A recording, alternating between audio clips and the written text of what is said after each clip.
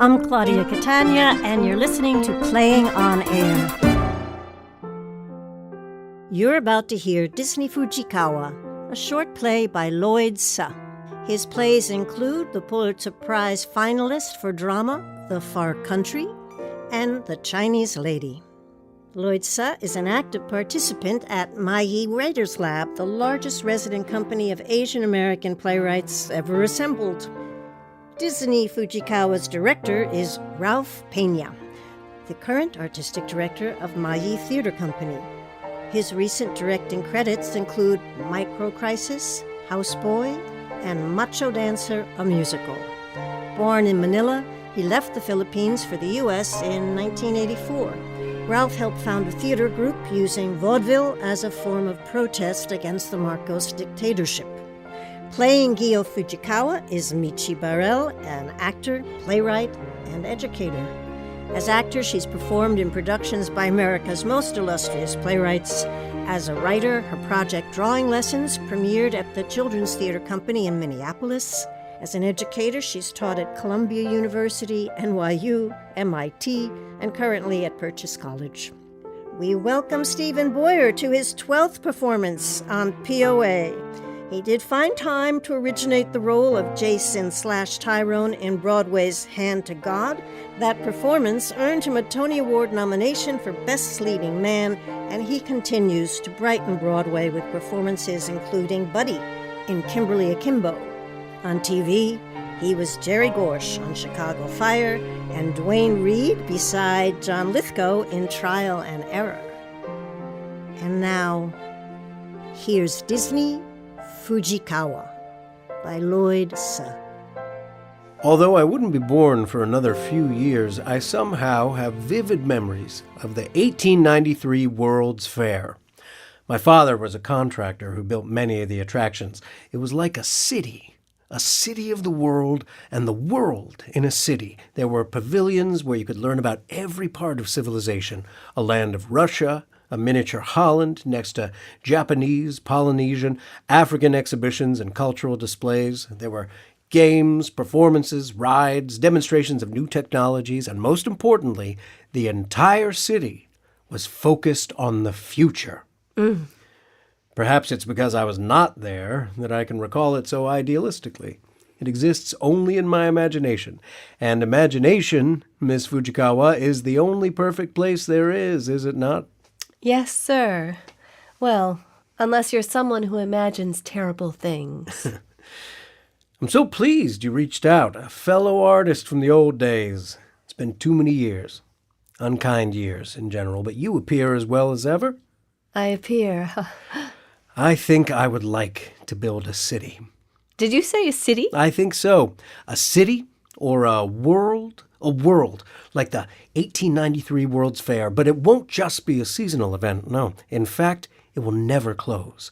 It will contain permanent pavilions for every continent, a laboratory for innovation, a place where world peace is not a goal, but a given, where we only look to the past to ask ourselves, how did we get here? And perhaps more importantly, what now? I take it from your silence that you think this is ridiculous. I don't think it's ridiculous, Mr. Disney. I mean, it's a beautiful image. I don't have anything to add, so I don't know how to respond. I hope you will respond honestly. I mean, it's not like this is a job interview or something. Oh, well, I mean, it's not a, is it? Isn't it? Wait. I mean, it's a meeting, right? It's... Oh, perhaps I misunderstood why you... I thought that...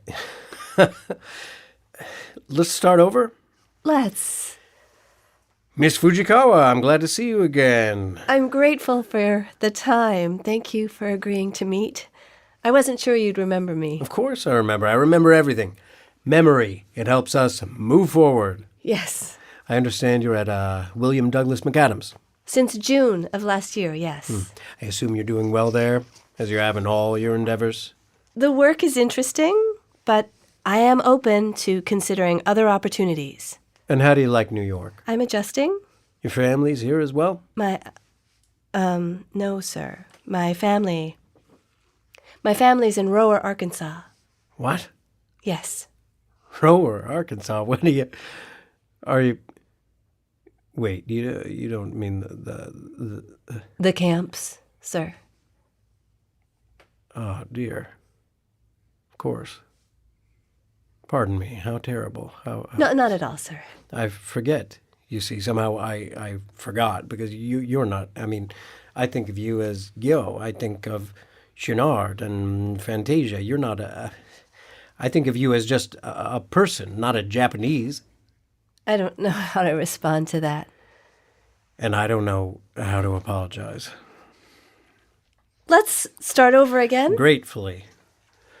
Congratulations on Bambi, sir. You must be very proud. Oh, yes, Bambi. The improvements in the rendering since Snow White are they're really inspiring. Are you able to visit I'm sorry, sir?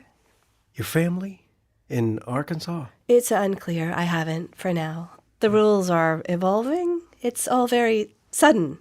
My parents insist I stay away. We're not sure what would happen whether the Army would consider me. Of course. As I sat in the theater watching Bambi, I couldn't stop thinking about a conversation we had after Snow White, about how you were unsatisfied with the animals. Despite all its success, you could only see the flaws, in particular, the imperfections of the deer. When I learned your next project was Bambi, I thought, wow, this is how a great artist works. If he feels he has left something unaccomplished, even in the midst of a masterpiece, well, he tries again, doesn't he? Do you have concerns that you might also be, What? the camps? Is there a concern that you might yourself be... Relocated? Yes. So far, the order only applies to the West Coast. I've been a resident of New York for a year now. I mean, I don't know what will happen next. Who can predict or anticipate anything these days? But for now, Mr. Disney, I don't want to talk about this. And I don't want to talk about Bambi. Okay. So, what shall we talk about? The future? Are you unhappy at William Douglas McAdams? I'm unhappy everywhere I go. Forgive me, I don't know why I said that. Miss Fujikawa, I've always made it a habit to keep people at arm's length. Not out of any policy or personal pretense, mind you. It's just that between you and me and the mouse, I can be socially awkward. I know we've known one another for the better part of a decade and worked in collaboration, sometimes very closely, and yet I know very little about you. Perhaps you know a few personal things about me, but not because I told them to you, not because of any earned or organic intimacy, but rather because there's a microscope on me at all times, analyzing my every hope and dream as an example of the boundless American imagination. But none of it is real. And this word means something different now than it used to, doesn't it? We are cartoonists in a time of war, and so our reality perhaps is not the sort of reality that reflects reality in the way reality expects. With everything that's going on in the world, well, I cannot help but question myself in this.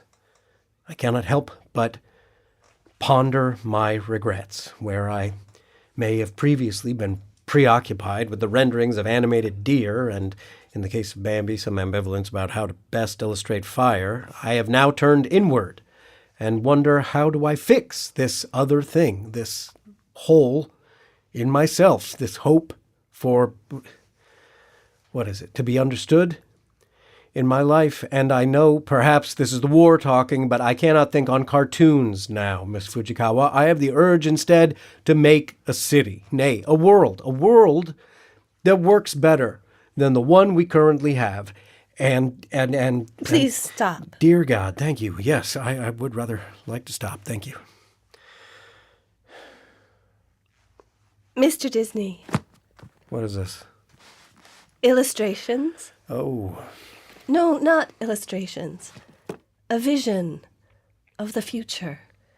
In progress, of course. Miss Fujikawa. Let me explain. The thing is... An image can change the world. I know you believe this as much as I do. Well, this is what I would change. I've worked hard to make it subtle, though I know it's inevitably quite jarring. But I've worked hard not to comment on.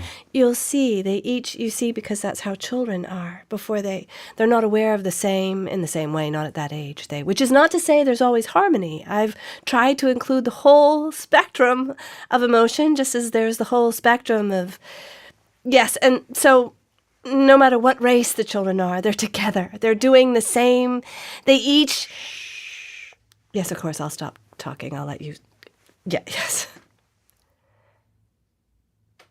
And yet the activities, you see, I chose activities that are,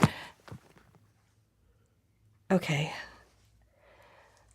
I don't know what I'm looking for. No, I take that back, of course. I do. I can't go to California, obviously, but I thought if I showed this to you, there might be a... Gyo. Yes. I understand. I really do. In a perfect world, but it's not the time. It's not the time.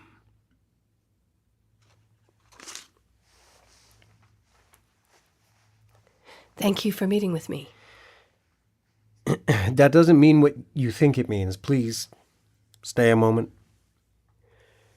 Bambi lost an extraordinary amount of money. Not quite as much as Fantasia lost, but close. And yes, I have an extraordinary amount of money to lose, but I also have stockholders, and this isn't 1937 anymore.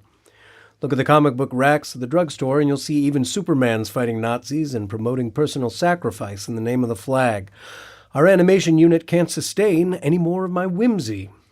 The reason I'm in New York right now is for casting on a Donald Duck propaganda puff piece, and our next feature picture is called Victory Through Air Power. And there's not a duck or a bunny rabbit in it. I didn't have an expectation. I hoped there might be a place for me, but... Stop apologizing for yourself. It doesn't help. I remember this about you. Have some confidence, damn it. Because Victory Through Air Power is going to make money. It's going to cost a nickel and it's going to make a dime. And no, I don't want to make these pictures. I want to build cities. And I will build them once the war ends, if it ever does, and if we're still alive and still American when it happens. The past is example, the future is the goal, but the present tense is undeniable. Our present tense is crisis and emergency. If we lose the war, I won't have a choice whether to make propaganda touting the heroism of free men. I'll be forced to make propaganda of a very different sort. Different how? In salutation of a different flag. And who do you salute now? What are you saying to me? I don't even know. Are you in some kind of trouble? We are all in some kind of trouble. Do they know you're Japanese? Who? William Douglas McAdams. Of course. And do they treat you differently? Different?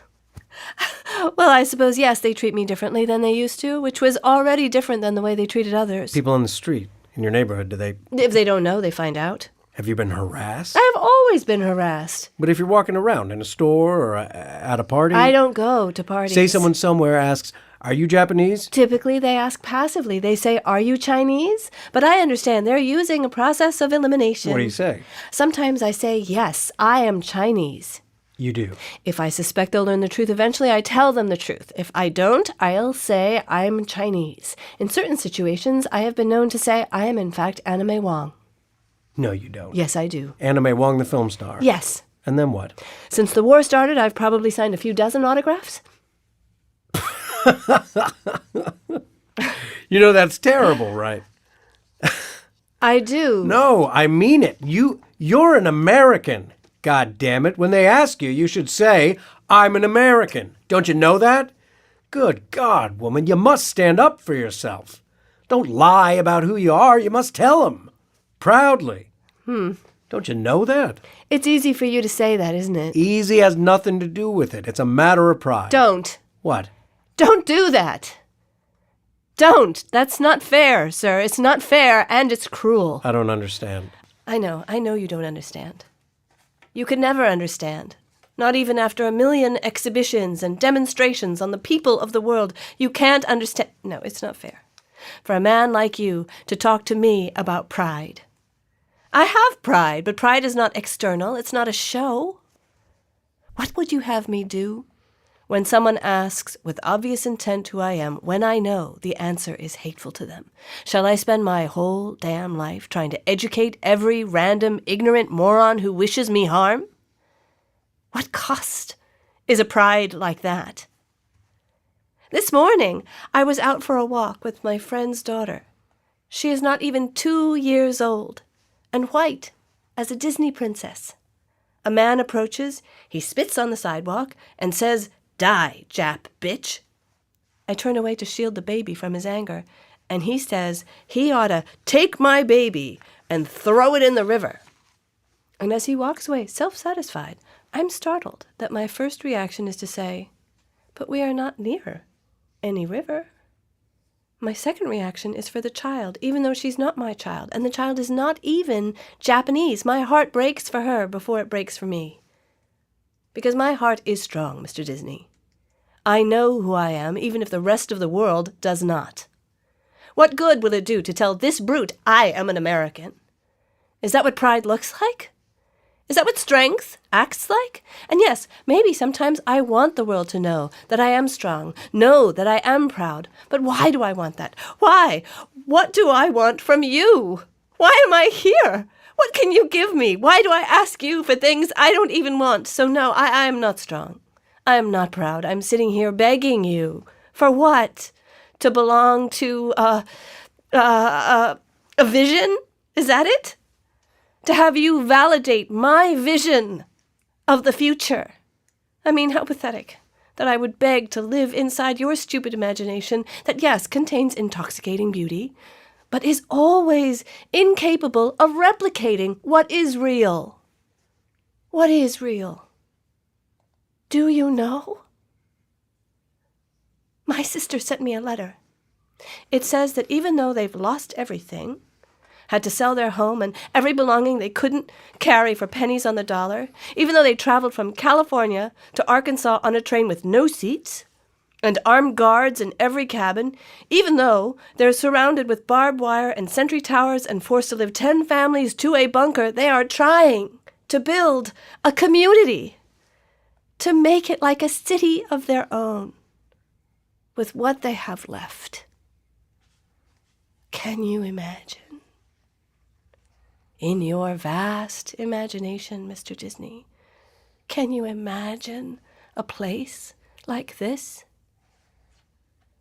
Everything has been taken, not just their possessions, but any hope of articulating their dignity and, yes, pride, Mr. Disney.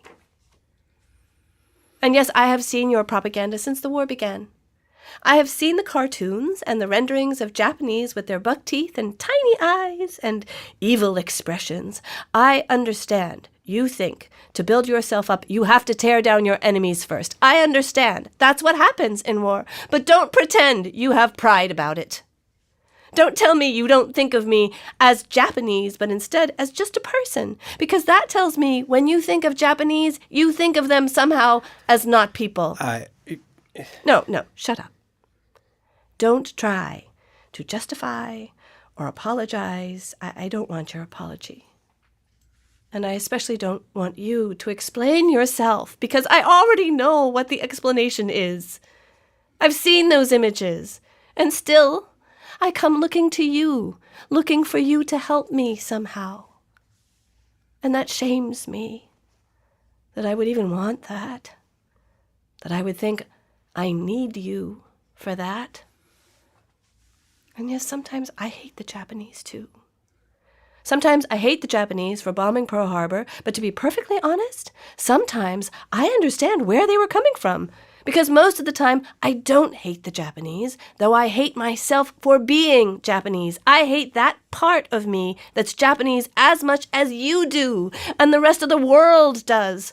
Other times, I hate that part of me that hates that part of me. Although I am not just partially American, you're right, I am an American. Except how can I believe that when I know I am not American in the eyes of America? And so I'm left hating that part of me that's American only sometimes. I can only love myself if I hate myself, but right now I hate most of all the part of me that wants so much, so much for you to understand me. Why do I want you to understand when I don't care what the river-throwing, baby-hating guy on the street this morning understands? Do you understand? I don't. Because no, I don't want anything from you at all. I don't know why I came here. I don't know why I'm even talking to you, except of course I do. I take it back. I have no pride, and yes, I am ashamed. I am ashamed that my family is behind bars for being Japanese, and I am not there with them. I am here in New York City, drawing corporate advertisements by day and trying to illustrate a more beautiful world on my own. I go home to my empty apartment and my cat, who doesn't even like me, and I dream at once about suffering. I feel like I should suffer more. I don't deserve my lack of suffering, even though I do not lack suffering. I should suffer like my sister does, like my mother and father. But I also think about you, about the worlds you build in your imagination, and for a moment I believe they are possible. But of course I know they're not. It's a cartoon optimism, a fantasy. Don't get defensive. Just shut up, okay? I know you're not racist, except of course you are. The whole world is, isn't it? And so, of course, you are, but you can't help it. You're only as racist as the world is, not more, but certainly not less. You're just a man, and you can't do anything more than anyone else can with all your money and all your power and all your status and reputation. Your imagination will forever be limited by the intractable boundaries in the inherent nature of man. So, yes. May I have my portfolio back, please? They're originals, and I don't have copies.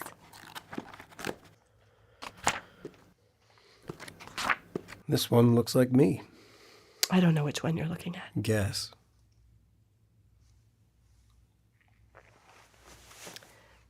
A scene by a tree. 7 children. A red-haired girl with a grass stain on her bottom, pulling at the blanket of an Asian boy who was crying and shirtless.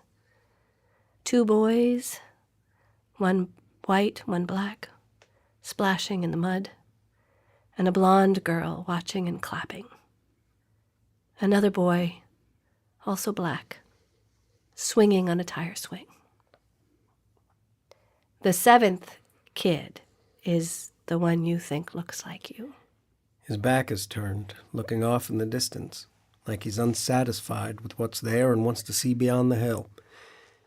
Even without seeing his face, we can tell from his upturned glance to the right that he might even be looking off higher and farther than the page itself, to something even the illustrator herself could not imagine.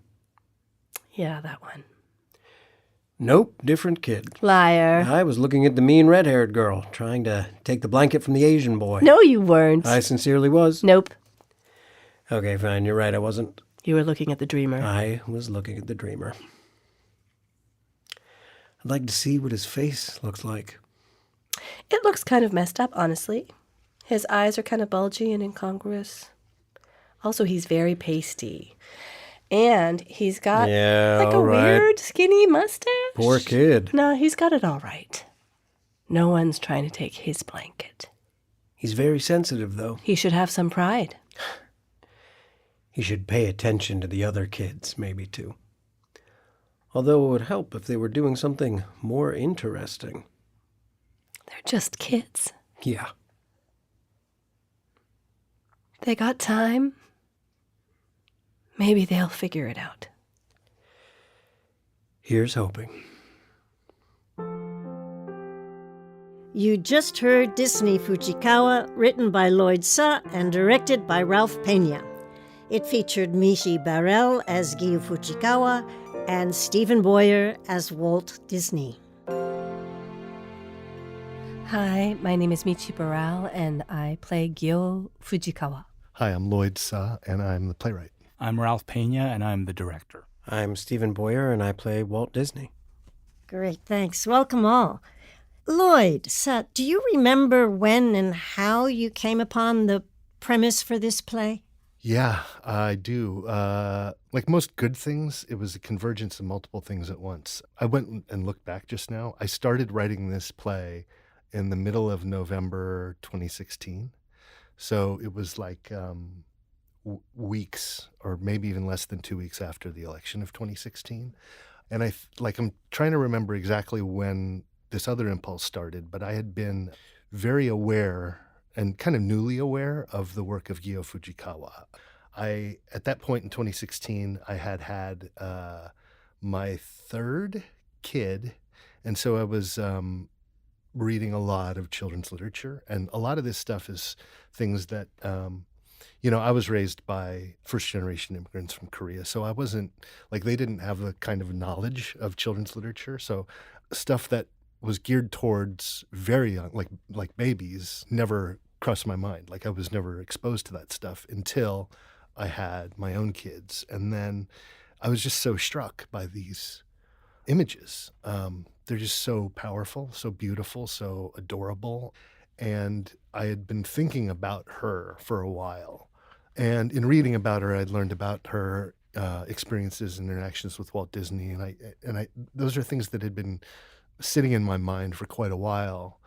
And I think it was that moment in 2016 where I started to really allow those thoughts to crystallize into this idea of cartoonists in a time of war and what it is to respond to a moment of crisis and emergency. And that was the initial impulse. Great. Michi's Stephen, did your understanding of Walt Disney and Gyo Fujikawa evolve as a result of preparation and work today? Yes, I did just a very perfunctory research into Walt Disney and seeing how he was not apolitical, but he was an entrepreneur. He was a businessman, and he didn't have strong political views one way or another. He just sort of did whatever the time and whatever his bosses asked him to do. I read a bit where World War II had broken out, and he was talking to someone, and they said, well, we can do this, but, we have to think about the war. And he said, what war? He didn't yet know that World War II had broken out. He exists in his own ignorant, apolitical world, which is reflected, I think, in the play. It's almost refreshing to play someone who is so ignorant of world events because I feel like I personally spend so much time fixated on them. Right. Yeah. He only had the 6 o'clock news. No, he was just a guy bathed in his own privilege. Yeah. And imagination. And imagination, yeah. I have a slightly funny relationship, I think, to Disney, only because I wrote my dissertation about the Disney theme parks. And so I read a bunch. And what was really amazing, actually sitting here, hearing Stephen read him and sounding so much like him, I love this moment when he says, how do I fix this hole in myself, this hope for what? What is it to be understood? And that both of them have just this sharp need to be understood as artists, but also as people. And they're trying to figure out how those things can align in some way, right? How can I be seen as a person in my art and vice versa? I saw this play when it was done at Ensemble Studio Theater and was really taken with it. And I actually hadn't heard of her, even in all of the work that I had been doing on Disney. And so when I saw the play, I started to look for her work because I was just curious, who was this woman? And I had the same experience a little bit what you were talking about, just so beautiful. The colors are so gorgeous and the babies are just so scrumptious. They're so adorable. And it's all kind of gauzy, but also feels real. It doesn't actually feel cute in a way that is saccharine. It actually just feels wholesome. And I think that kind of playing her has been really interesting in terms of thinking about how much she in that a woman working in New York City in the midst of the Second World War and all the things that are going on and in an advertising office, just trying to imagine this other kind of world, and how much hope is in that and just all of that. That was really wonderful. One of the things that when I read the New Yorker article about her and about this book that kind of talks about her, one of the things that I felt that it does, and also this play does in an incredibly important way, is sort of situate her as an important artist in the time period and a major contributor. I mean, we do kind of fall prey, right, to the great man theory. But the more you read about Disney, the more you really understand, even in his own time, he was someone who depended on the work of others and whose own studio was really built by an amazingly talented cohort of animators who were wholehearted in their dedication, even as they had to navigate the kinds of things that come up in the play in terms of being deployed, in effect, for the war effort, as everybody was at that time. It's apt and ironic that Gyo brings up Anna May Wong in a funny, sad anecdote that she shares with Disney. Anyone want to tell us a little more about Anna May Wong? Yeah, that's a true story. Like, it's one of the things that in my reading about Gyo Fujikawa, the only thing that really stuck out about direct interaction with Walt Disney anecdotally is that she did mention that she would pretend to be Anna May Wong at times and that Disney chastised her for it. And I found that incredibly interesting on so many levels. But yeah, Anna May Wong was the first Asian American film star, and who had to navigate her own struggles of being ornamentalized and objectified and exoticized in the way she was portrayed and in the opportunity she was given. So there, yeah, I mean, there's something just there are so many layers of intrigue there in terms of pretending to be somebody who is pretending to be an image of what the world expected of an Asian woman at that time. Right. And even as a star, she couldn't get a leading lady part. Yeah. Ralph, Lloyd, Michi, were you, your parents, or grandparents born abroad? And how does this play feel personal to you? I was born abroad. And what strikes me about this play is my own relationship to Disney and Disneyland. I grew up on Disney cartoons and Disney images that don't look like me. And I've been asked to see my entire childhood, the possibilities of the future through those faces. Same thing with Disneyland. You go to Disneyland, Disney actually built Utopia that he talks about. It's actually a place, and he called it Disneyland. And you go in there, and you also have to sort of locate yourself, for me anyway, in a place that I don't belong in and I feel like a stranger to. So that, for me, encapsulates my entire relationship with America, because that's how I grew up. I didn't see cartoon characters that looked like me, or when I did, they had buck teeth or they had all these exaggerated features because that's how the West portrayed them. But I accepted it. I thought, okay, well, this is what it's supposed to be. And that sort of bled into the playgrounds and grade school where people made fun of you that way.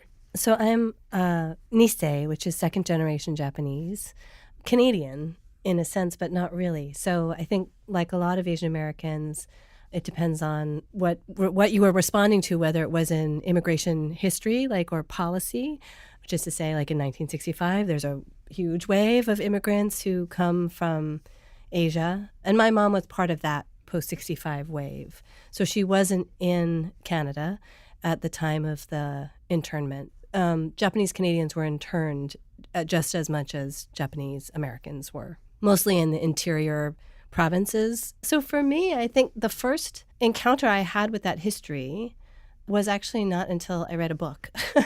I read Joy Kogawa's book, Obasan, which is an amazing book still. And that was my first entry into sort of understanding, I'm a part of history, and our history is complicated, and our status as immigrants or as Canadians or as Americans is complicated by larger political and geopolitical events. So I think particularly for Asian Americans in general, I've become very interested in Asian American history and dramatic literature, as has Lloyd. And I think for all of us, we experience this on a daily basis, is that foreign policy, U.S. foreign policy, really puts us in crisis all the time. So it really depends, whatever the policy is, whether it's an anti-Chinese policy or if it's a competitive relationship as in the 1980s with Japanese automakers, it's like you're in the crosshairs. I also just want to say that Lloyd is one of the playwrights that have actually actively addressed historical American history in his plays. So I feel like I've got all my education on American history by working on Lloyd's plays, because he's sort of led us all by the noose, so to speak. Like, look at this, look at that, look at this. And it's Chinese Lady and the Far Country. All of that stuff is gaining resonance, I think, with today's audiences because of what Lloyd writes about. Can I jump in for a second, too, just to say that for many Asian Americans coming to the theater, this is a history that they do not know or have not studied.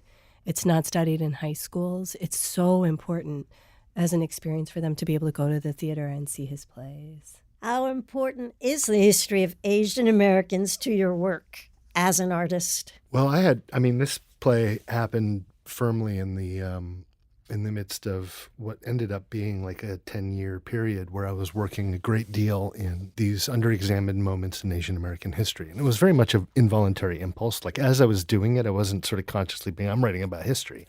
It was just like that one play would lead to another, and I would research something and it would stick in my craw that I had to wrestle with. And so it would lead to the next one. And they exist in a big way as like me trying to situate or get a hold on this continuum of where I fit in that history, where I see the residue. And a lot of this, like from the Chinese Lady to the Far Country to the Heart Sellers, is very much, like as Michi mentioned, dictated by law, right? It's dictated by American foreign policy, immigration policy. But what I've tried to do within that is look beneath the policies themselves and look at the intimate human stories and interactions and the things that, like as Gyo Fujikawa mentions, the ways in which you try to build something yourself anyway, despite the preconditions that are set. And that has been so valuable to me just to wrestle with and to fit. So yeah, I consider this very much one of those history plays. To answer the question directly, I would say that for about 10 years, Asian American history, in terms of its importance to my work, it was like solely. There's a part of that impulse that I've satisfied since then. But even then, I feel like everything I'm writing now, even though I feel like it's not specifically rooted in the same kind of investigation of history, it's absolutely and completely informed by it. The history is, the fact that I went through that is critical to anything that I do ever again. Michi, you teach theater to students at the college level, including a course called Asian Theater. And Ralph, you're the artistic art director of a company whose mission is to shape local and national conversations about what it means to be Asian American today. And Lloyd, you surely write about Asian Americans with frequency. So how does being an Asian American today feel any different from how it did in your college years? During my college years, there were no Lloyd Suhs. But the biggest difference, again, is that we now have access because of the internet and because of the new writers we have access to work that center our lives. That's very, very different from the time I was there. I was really lucky because by the time I went to school, there had been a generation of theater artists who had already created a pathway or a space. And when I was in college, actually, David Henry Hwang was ahead of me at school, and he had started the Asian American Theater Project. And I would not have thought at all about being part of the theater if it hadn't been for that. And I do have to say, having a 15-year-old daughter, I will say that she can read an Asian American novel any day of the week for years to come. So there's that, and I didn't have that, and I think that's incredible. But I still see the world a lot through her eyes, and I'm a little bit like Gyo at the end of this play. I'm a little bit like, well, I hope they can fix it. And I feel a little like we've let them down without having quite known. I don't think I expected that I would see my daughter go to college, say, in 4 years, and that some things would be as bad or worse than they were for me. No, I was so glad you said that. Like, I think a lot about this, and it's part of the whole impulse behind the exploration into history and the exploration into the people who were first, because I think there's a lot of just being the child of immigrants that's about that burden, but in some ways opportunity and obligation of furthering it, honoring what came before and making it better for the generation to come. And as a son, I feel like I have an obligation to my parents, those who came before, to people like Ralph, who created these companies that made extraordinary opportunities, to fulfill the promise and the hope that comes behind the gesture of starting a company devoted to Asian American theater, or the gesture of picking up and migrating across oceans to start a new life in a new country. There's an obligation there. So as a son, I feel an obligation to fulfill as much of that hope and promise as I can.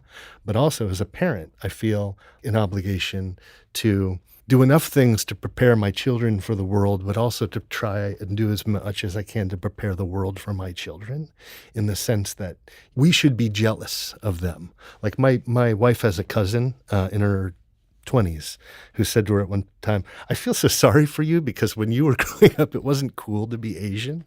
And she's like, it's cool now. And I think there's something about that, there's something about just what that is.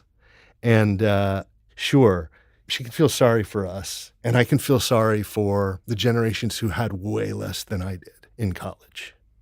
And I had very little in college with respect to this stuff. But I know that generations before me had less. And know that part of the job is to set it up so that when my kids do go to college, that I can look at it and feel like, man, I wish I had that. That's the goal. That's the goal. Well, Stephen, what attracted you to portraying a mid-career Walt Disney? I saw this play when it was done at Ensemble Studio Theater, and I really loved it then. And I looked forward to the opportunity to portray Walt Disney because he is at this point, such a larger-than-life figure. And so to take him from before Disneyland, before Disney World, before Epcot, but to see the germ of this idea to sort of make a world, it's so unreal. It's so ambitious. Like who does that? And it's also just a great opportunity when you get to portray a real person. There's just more to draw from. I could go on YouTube and watch videos of, Walt Disney doing all the introductions to the wonderful world of Disney and be like, oh, this is him. This is the guy that I'm about to portray. And so it makes your job a little easier and more fun. I always find it interesting how people can dispense with history as being fundamental to learning. Yeah, but to me also, the question here is, does Disney see the future as a corrective to the past? Or is it completely separate? Is it its own entity? It's like Fantasia. Right. Yeah. So that's a thing that's sort of explored here. And Yeah.